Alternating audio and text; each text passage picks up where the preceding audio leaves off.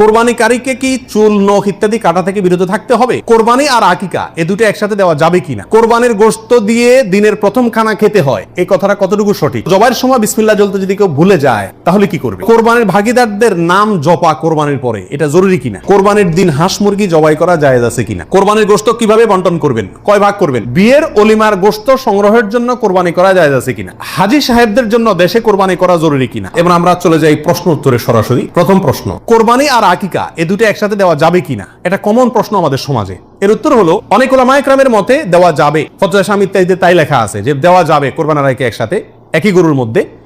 আর অনেক উলামায়ে কেরামের মধ্যে দেওয়া যাবে না।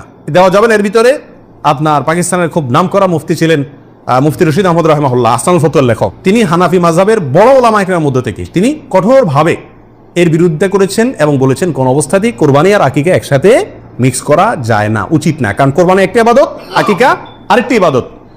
আর তাছাড়া গরু এক অংশে একাধিক ব্যক্তি দিতে পারবে, এটা কোরবানির ক্ষেত্রে নবী সাল্লাল্লাহু আলাইহি ওয়াসাল্লাম বলছেন, আকিকার ক্ষেত্রে বলেন নাই। সেই জন্য কোরবানি এবং আকিকা পৃথক হওয়া উচিত। একই দিনে হতে পারে কিন্তু গরুর অংশে কোরবানির না, এই আকিকার কারণ নামের অংশ থাকা উচিত না। এই মতটা বেশি শক্তিশালী এবং বেশি সতর্কতামূলক। জবাইয়ের সময় বিসমিল্লাহ বলতে যদি কেউ ভুলে যায় তাহলে কি করবে? এর উত্তর হলো নিজের পশু তো নিজে জবাই করা উত্তম। যারা প্রফেশনাল জবাই করেন মৌলভী সাহেবরা, তারা তো ভুলের কথা না, কারণ তাদের অভ্যাসই আছে। নিজেটা নিজে করতে গেলে ডরে ভয়ে ভুলেও যেতে পারে। যদি কেউ ভুলে যান, ভয়ের কোনো কারণ নাই।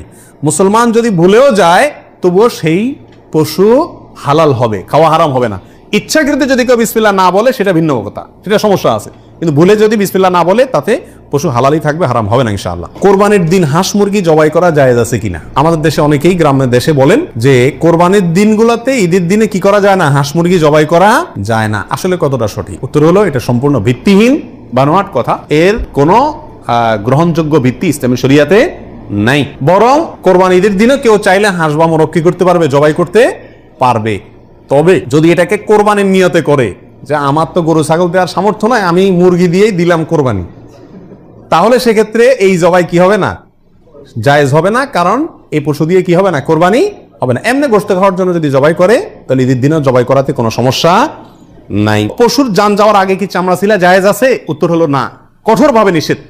আমাদের দেশে কসাইরা এবং যারা চামড়া ছিলে নিজেরা অনেক সময় দেখা যায় জান এখনো পুরো বাইর হয় না, রু বাইর হয় না, তার আগেই ওই পায়ের রগ কাটা শুরু করে, চামড়া ছিলা শুরু করে, পুরো নাড়াচাড়া করে। এটা জায়েজ নাই, এটা গুনাহের কাজ। আপনি কোরবানি করছেন ইবাদত, অথচ গুনাহ হচ্ছে সাথে। নবী আলাইহিস সালাম বলেছেন ইন্নাল্লাহা কাতাবাল ইহসানা আলা কুল্লি শাই, আল্লাহ সব বিষয়ের প্রতি ইহসান করার নির্দেশ করেছেন। অতএব ফাইদা কাতালতুম ফাআহসিনুল কিতলাতা ওয়া ইযা যাবাহতুম ফাআহসিনুজ যাবিহাতা, তোমরা যখন কোনো পশুকে জবাই করবে তখন এই পশুর প্রতি রহম করিও, ভালো করে ধারটা দিয়ে নিবে। নবী সাল্লাল্লাহু আলাইহি ওয়াসাল্লাম বলছেন যাতে করে তার রূহ বের হইতে কষ্ট না হয়। সেখানে জীবিত অবস্থায় এখনো মরে নাই, আপনি চামড়া ছিলা শুরু করে দিলেন, এটা খুবই অন্যায় এবং জুলুম। কোনো পশু কষাই যদি করে তাকে থামাই দিবেন যে রু যেতে দাও, তারপরে হাত দাও। কোরবানির গোশত দিয়ে দিনের প্রথম খানা খেতে হয়, এই কথাটা কতটুকু সঠিক? উত্তর হলো পুরাই সঠিক। রাসূল আকরাম সাল্লাল্লাহু আলাইহি সাল্লাম থেকে বর্ণিত হয়েছে যে তিনি ঈদুল আজহাতে, ঈদুল ফিতরের ব্যতিক্রম করতেন। ঈদুল ফিতরে কিছু একটা মিষ্টি খেয়ে, খেজুর টেজুর খেয়ে তারপরে ঈদগাহে যেতেন। আর ঈদুল আজহাতে সারাদিন কিছু খেতেন না, কোরবানির পশুর গোশত দিয়ে প্রথম খানা খেতেন দিনের। অতএব আপনি গরু দেন, ছাগল দেন, যেটা দিয়ে কোরবানি করেন, দিনের প্রথম খানা কি দিয়ে হওয়া উত্তম? ওই গোশত দিয়ে হওয়া উচিত। গোশতটা তো আল্লাহকে দিয়ে দিয়েছেন, আল্লাহর নামে জবাই করছেন, আল্লাহ আপনাকে হাদিয়া দিয়েছেন। এই জন্য আল্লাহর হাদিয়ার আগে একটু পেটটা খালি রাখেন, আকর্ষণ করে খান, তাহলে ইনশাআল্লাহ সেটা আপনার জন্য, আপনার আল্লাহর হাদিয়াকে আপনি মূল্যায়ন করলেন, সেটা প্রমাণ হবে। হাজী সাহেবদের জন্য দেশে কোরবানি করা জরুরি কিনা? যারা হজ করতে আসছেন তারা দেশে তাদের পক্ষ থেকে কোরবানি দিতে হবে কিনা? উত্তর হলো না। হাজী সাহেবরা যারা আসছেন তারা হজ করতে এসে হজের পরে তারা দমে শকর দিচ্ছেন, শুকরিয়া স্বরূপ যে দম দিচ্ছেন, যেটাকে আমরা কোরবানি বলি, এখানে দিচ্ছেন, তাদের জন্য দেশে তাদের পক্ষ থেকে আর কোরবানি দেওয়া কিনা জরুরি না। তাছাড়া তারা মুসাফির অবস্থায় মুসাফির ব্যক্তির জন্য কি দিতে হয় না, কোরবানি দিতে হয় না। কোরবানির ভাগীদারদের মধ্যে কারো ইনকাম হারাম অথবা উদ্দেশ্য অসৎ, গোশত খাওয়ার উদ্দেশ্য আছে না নেই? কোরবানি না দিলে ছেলে মেয়েগুলা কার দিকে চেয়ে থাকবে? কোরবানি না দিলে নতুন আত্মীয় তারা কি বলবে? ব্যয়ের বাড়িতে রান কেমনে পাঠাবো? এরকম অনেক উদ্দেশ্য থাকে কি থাকে না? সারা জীবন দিয়ে আসছি, এবছর না দিলে সমাজে মুখ থাকে না, মানুষ কি বলবে, এই মানসিকতা নিয়ে কোরবানি অনেকে দেন না।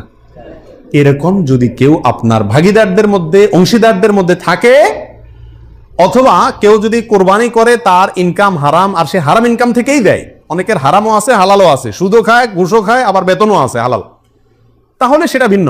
একজনে কোরবানির পশুতে হারাম ইনকাম ইনভেস্ট করছে, আপনি জানেন, অথবা তার উদ্দেশ্য অসৎ, তাহলে এই পশুতে আপনি এবং আরো যে কয়জন অংশগ্রহণ করবে কারোর কোরবানি হবে না। এই জন্য অংশীদার এবং কোরবানির ভাগই নেওয়ার ক্ষেত্রে বহু হিসাব নিকাশ করে নিতে হবে। যে ব্যক্তি গোশতের ধান্দায় বা অন্য কোনো ধান্দায় করে তাকে ভাগিদার নেওয়া যাবে না।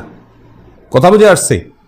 নিতে হবে যে শুধুমাত্র আল্লাহ সন্তুষ্ট করার জন্য, আল্লাহর সন্তুষ্টির জন্য যে কোরবানি করে তাকে, এবং সরাসরি হারাম টাকা ইনভেস্ট না করে ওই ব্যক্তিকে, যার ইনকাম হালাল, এরকম ব্যক্তিকে ভাগিদার হিসাবে নিতে হবে। আর না হলে ভাগি দেওয়ার দরকার নাই, একা একাই দিতে হবে। আল্লাহ তৌফিক দান করুন। বিয়ের অলিমার গোশত সংগ্রহের জন্য কোরবানি করা জায়েজ আছে কিনা? আমাদের দেশে উল্লেখযোগ্য সংখ্যক বিয়ে হয়ে থাকে কোরবানিদের পরে। আপনারা খেয়াল করবেন, আগদ হয়তো আগে পরে হয়, খাওয়ান দাওয়ানের অনুষ্ঠান হয় কোরবানিদের পরে। আল্লাহ মাফ করুক, কোরবানির সময় তো গরু একটা এমনি জবাই করা লাগে, তো ওই সময় যদি অলিমার অনুষ্ঠানটা বা বৌভাতের অনুষ্ঠানটা করা যায় তাহলে তো ওই গোশত দিয়েই সারা যায়, গোশতের টাকাটা বেঁচে যায়। যদি কারোর এরকম উদ্দেশ্য থাকে তাহলে সেক্ষেত্রে তার কোরবানি হবে না। আর যদি কেউ মনে করে যে না, ঈদের পরে সবাইকে পাইতে সুবিধা হয় সেজন্য ওই টাইমটাতে করতেছি, অথবা আপনার কোরবানি করলাম অলিমার জন্য আলাদা গরু জবাই করলাম, অথবা আপনার কোরবানির গোশত অলিমার জন্য করি না, আমি অলিমা করলেও একটা গরু দেই, অন্য বছর না থাকলেও একটা গরু আল্লাহর জন্য দেই, এরকম যদি কেউ থাকে তাহলে তার জন্য জায়েজ আছে।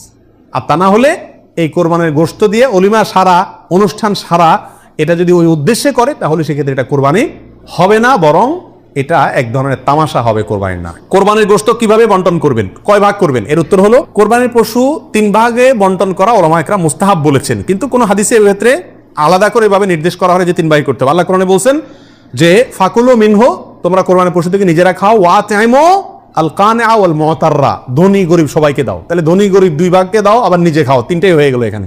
এর থেকে 3 ভাগ মোটামুটি ভাবে ইঙ্গিতে বোঝা যাচ্ছে, কিন্তু এটা কোনো জরুরি কিছু না। আর সহিহ মুসলিম হাদিসে আছে নবী রাসূলুল্লাহ সাল্লাল্লাহু আলাইহি ওয়াসাল্লাম বলেছেন তোমরা নিজেরা খাও, আবার রেখেও দাও, আবার দানও করো, অর্থাৎ 3টা করা যাবে। আবার সহিহ মুসলিমের আরেক বর্ণনায় আছে তোমরা খাও এবং মানুষকে খাওয়াও। তাহলে বোঝা গেল নিজে খাওয়া, অন্যকে দান করা সবগুলাই উত্তম এই কোরবানির গোশতের ক্ষেত্রে। কোরবানিকারীকে কি চুল, নখ ইত্যাদি কাটা থেকে বিরত থাকতে হবে? উত্তর হলো হ্যাঁ। নবী রাসূলুল্লাহ সাল্লাল্লাহু আলাইহি ওয়াসাল্লাম বলেছেন মান আরাদা আন ইউদাহিয়া, যে ব্যক্তি কোরবানি করার ইচ্ছা রাখে, পোষণ করে, ফালা ইয়াখুজ মিন শা'রিহি ওয়া আযফারি শাইআ, সেজন্য তার নখ, চুল ইত্যাদি কোনো কিছুতে হাত না দেয়। কোরবানির ঈদের 10 দিন আগে, চাঁদ যেদিন উঠবে ওই দিন থেকে নিয়ে ঈদের দিন পর্যন্ত এগুলো করা যাবে না। কি করা যাবে না?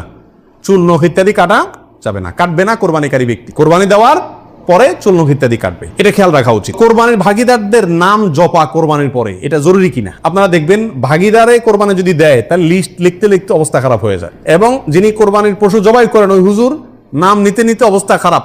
আল্লাহর নামে এতবার নেয় কিনা সন্দেহ, এতবার ওই ভাগিদারদের নাম নেয়, কারণ ভালো করে নাম নিলে টাকা পাওয়াও, কোরবানি জবাইয়ের টাকা পাওয়াও কঠিন হয়ে যাবে। তো এটা জরুরি কিনা? উত্তর হলো এটা মুস্তাহাব। কোরবানি করার পরে আল্লাহুম্মা তাকাব্বালহু মিন ফুলান ফুলান ফুলান, আল্লাহ এটাকে অমুকের পক্ষ থেকে, নাম ধরে তার পক্ষ থেকে কবুল করুন, এরকম বলাটা মুস্তাহাব, উত্তম। রাসূল আকরাম সাল্লাল্লাহু আলাইহি ওয়াসাল্লাম নিজেও বলেছেন আল্লাহ এটা আমার পক্ষ থেকে কবুল করেন, এটা আমার উম্মতের পক্ষ থেকে কবুল করেন, আমার পরিবার, এটা আমার উম্মতের পক্ষ থেকে।